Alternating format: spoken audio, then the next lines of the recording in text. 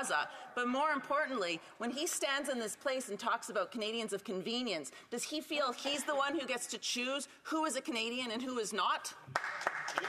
The honourable member for Edmonton Manning. Well, I deal with my community and I've got my backing of my community. I don't need the NDP to go and knock on my doors to tell me what they do. They better spend their time elsewhere. That's on one thing.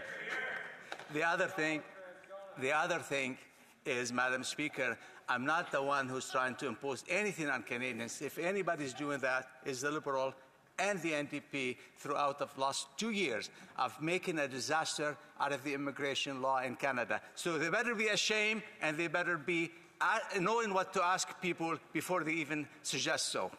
Time for a brief question. The honourable member for Saanich Gulf Islands. Thank you, Madam Speaker. The honourable member for Edmonton Manning says he wants Canadians who will believe in Canadian values, and certainly one of those is the Charter of Rights and Freedoms, which is why the courts ruled that the cut-off rule for second-generation Canadians was unconstitutional. My question to the honourable member is, for Canadians of convenience, how does he imagine that they so cleverly plan ahead to choose their parents so that they can then claim Canadian citizenship?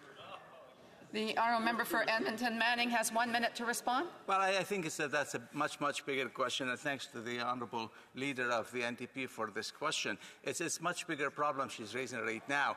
And again, there's nothing that I suggested in my speech that reflects on anything other than the allegiance to Canada is the right thing to do. And to be Canadian is to live as Canadians live, and to feel what Canadian feels, and to be close to, and to be back in this country of every way, not to have the convenience of just having the passport to travel anywhere in the world. That is the argument. It's a valid argument, and many Canadians will respond to that in a positive way, as I'm suggesting today. So before I go to